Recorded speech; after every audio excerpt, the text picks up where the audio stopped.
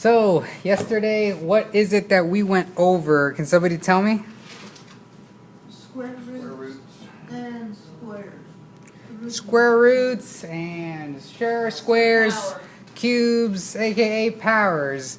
Can somebody please tell me the rule for anything to the power of 0? It's always 0. It's always 1. Pay attention to them rules. They're tricks. We gotta memorize these rules. Anything to the power of 0 is 1. 0. Anything to the power of 1 is That number. the number itself. What was the other rule? What was the other rule? Let's see. The other rule was anything to the power of a negative. It becomes a negative. It's over 1. Yes, it is over 1. Sorry, under 1. Yeah. Yeah, yep. And then you actually do the power as the denominator. What's 8 squared? Y'all should know that. Because remember, we got to memorize our, I know. We got to memorize our squares, our perfect squares, all of that. So the final answer being 1 over 64. Sorry, I do not know why I did that. 1 over 64. Those are 3 rules that you got to memorize. Also,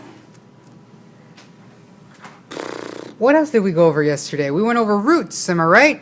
We went over our perfect square roots, such as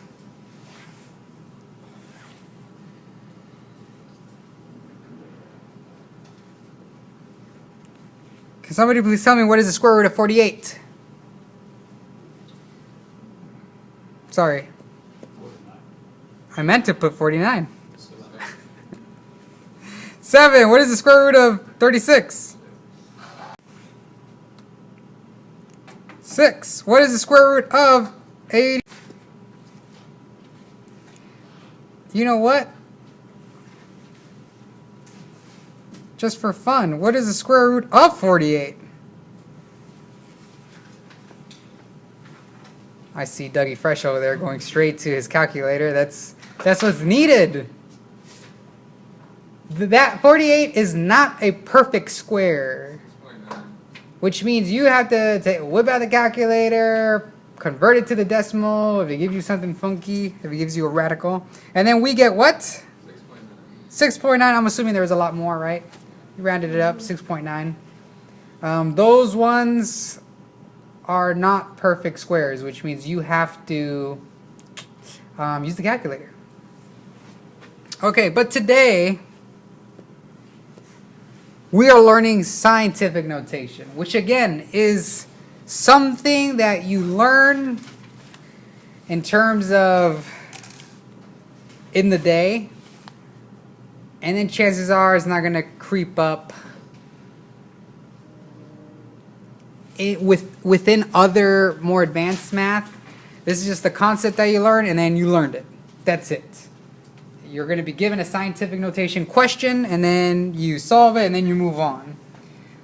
But again, it's something that you must at least know how to do by hand. So first things first, what is scientific notation? Well, think of it like this. Your calculators. Look how much space there is in the little screen that it has. It can only fit physically so many numbers, am I right? And we all know numbers can get extremely long. So there is a way to actually write out long numbers, or even not so long numbers, but no matter what, there is a certain way that you could write the actual number itself. Let's look at this number right here, which isn't too long. 620,000 whatever. It's not too long, but again, this is just an example. This, my friends, can be converted into something called the scientific notation, which is just a notation of writing numbers. Just another way of writing it. So, 620,000.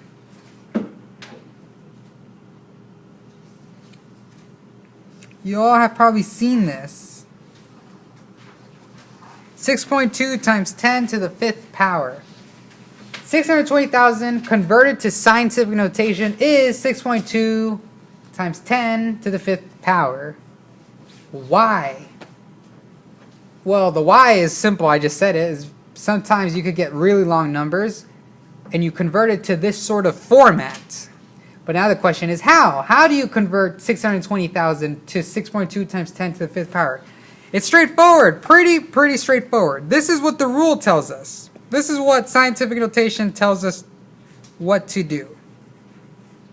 It says, if you're given a whole number, if you're given a long number such as this one, what you have to do is locate the decimal. Tell me, my friends, where's the decimal at? After the 6. Ooh, well that's where we want to put it. You jumped ahead. But where's the decimal right now? 6 last 0. It's right behind there. Right behind the 0. It's hidden, am I right? Remember whole numbers? This is a whole number. Always has 0.000000. So the point is at the end. What your goal is always, keep note of this in your brains, always have this in your head. The goal is to get the decimal and pretty much put it behind the first whole number digit. In this case, the first one is the 6. And what we want to do is move this decimal behind the 6, right there. Every quarter, I always confuse students, but it also makes sense for students whenever I say behind, is because they think that some think that yes, this is behind, but some think that's in front of the 6. I, for some reason, say behind. If you want to look at it as in front, it's up to you. As long as you know that it's going to be to the right of your first digit. So, but tell me, this is where it originally is, how many steps does it take to get behind that first digit? Count it. 1, 2, 3, 4, 5. The amount of steps it takes is really important. So if this is where your new decimal is, you put it down, 6.2. Include all of whole numbers, not zeros. We don't care for zeros. But let's say this 0 right there was a 1. You would include it into your final answer. But it was a 0, so we don't include it. It's just 6.2. You're always going to put times 10. And how many steps was it that we moved? 5. So the 10 is to the power of 5. That is scientific notation. Why? Well, think about it. If you took out your calculator and you actually did 6.2 times 10 to the power of 5, guess what you'd get? 620,000. It's a way of just rewriting it differently. So if we were to be given this right here, actually, let me just erase this. Hopefully you wrote this example down. Let's say we are given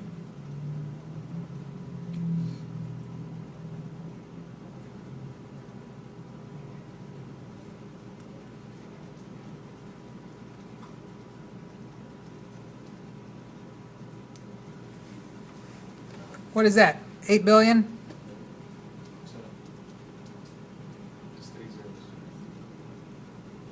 Did I miss a 0? Oh man.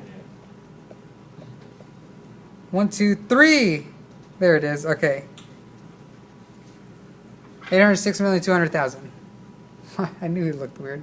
So here's a number that for some calculators they can't fit, right? So whenever you do, like, let's say an operation like, I don't know, 360 50,000 times 350, right? And you push enter on the calculator, and then out of nowhere you get a scientific notation. It's just another way of rewriting long, large numbers. That's why scientific notation exists. Scientific notation is used within our beautiful computers, right? It's more of a concept base for engineers and computers and all that. But in a more basic real world scenario, scientific notation is used in our everyday calculators. So let's convert this manually, though. Let's convert this into the scientific notation. What are the steps? Locate the decimal. Where's the decimal at? After the first number. You're still jumping ahead. Locate the decimal first, Oh. which is there, right? I thought he meant that. And then count the steps it takes from here all the way to, yes, always the first digit, the first whole number digit. So it wants to go right there. All you have to do is count how many steps it takes to get this to go there. So let's count. 1, 2, 3, 4, 5, 6, 7, 8. How many steps did we count? 8. Yeah. So 8.062. We have to include the 0, my friends, because even though it's a 0, there's still some numbers, some digits that aren't zeros after that. So include in it times 10 to the power of 8. And just like that, you converted it to scientific notation.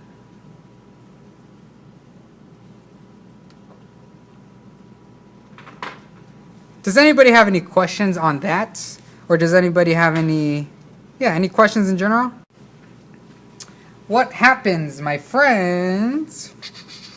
Well, before we jump into the tricky one, let's say we were given the problem backwards. Let's say we were given a scientific notation, and we were told to convert it to standard notation. By the way, that's what we usually deal with, standard notation, because it's standard to us. So the question is asked, or telling you, convert the following scientific notation to standard notation. How do you do that?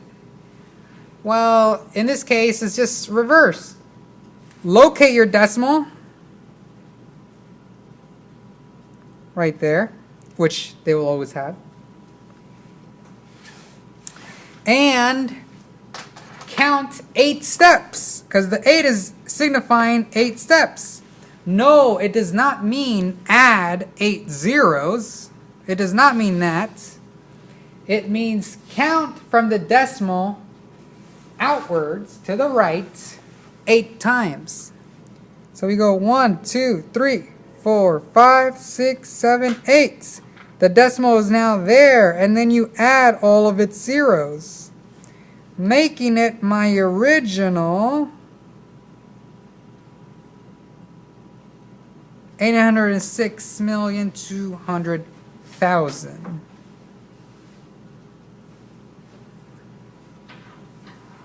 Does that make sense? Now, sure, scientific notation is used for large numbers. And majority of the times you will be given a decimal or somehow, some way coming up with a decimal. But don't be surprised if you're asked to convert scientific notation to standard notation or vice versa, with not so large numbers and with a whole number, such as this. What if we're given this right here? Sorry.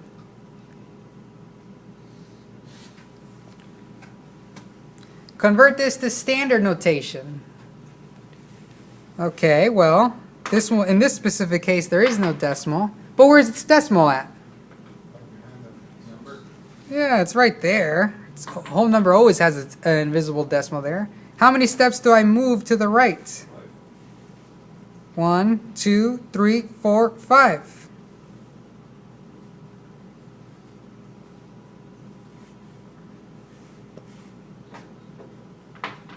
And just like that, 6 times 10 to the 5th power is 600,000. So sometimes, yes, you could be given a whole number. Or in this case, if, let's say you were given the standard notation of 600,000 and you were supposed to convert to scientific notation. Again, you would locate the decimal here, count 5 steps in because you always want to go right behind the first digits.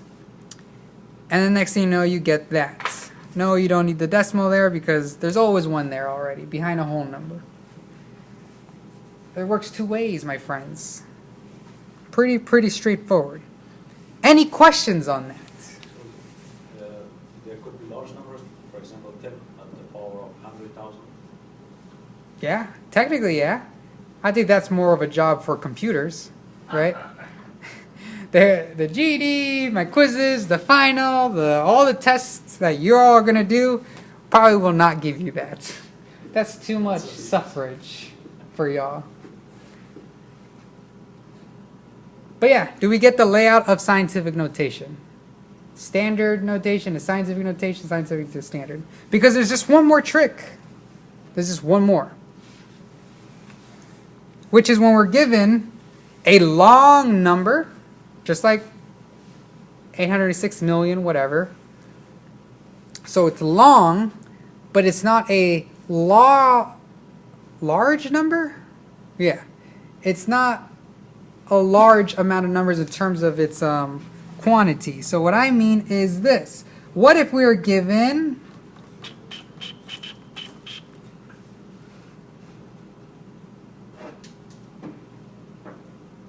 Did I do that correct? Yes, I did. So again, there could have been a lot of more zeros in this. But here's a decimal. Here's a number less than 1. In terms of its quantity, it's very small of a number. But if they added lots and lots of zeros, it could have been physically a long number, right? And again, calculators still have to convert that to scientific notation, right? But because it's less than 1, because it's actually a small number, I tell this to my students all the time. You might get confused with what we just went over with this one here, but just always look at it like this. If you were to see this in your bank account, $600,000, you'd be happy. If you were to see this in your bank account, you would be sad, right? It's a low amount of money. It's less than 1. That's less than a penny. So, but you can still convert it to scientific notation. How? By somewhat working reversal and keeping in mind of the negative. So this is what I mean. This is what we're going to do. We're going to locate the decimal. The same way we did with our whole number, 600,000, right? With the whole number, 600,000, where's the decimal at? It is right there. It's just hidden. In this case, it's no different. Locate the decimal. Where is it? It happens to be shown. It's right there. And what you want to do is just like before. Move it the amount of steps it takes to get behind the first digit. The first whole number digits. In this case, this is where you start. And then you go 1, 2, 3. This is the first digit. No, not that one. The 3 is the first one that came. It's the one that came first, pretty much. So, the 3 is the first digit. You had moved the decimal 3 places to make it 3.82. And this is where this particular scientific notation gets a little different. It's not to the power of 3, which is the amount of steps you took. It is to the power of -3. Because you went the opposite way than what we did the one before. Whenever you see this scientific notation, your mind should go straight to my answer is going to be less than 1. 0.00382. Whenever you see a negative. If you were to give me this as your final answer, 3.82 times 10 to the power of 3, that is different because this right here, 3.82 times 10 to the power of 3, what would be the final answer for that type of scientific notation? It would be 0.000382.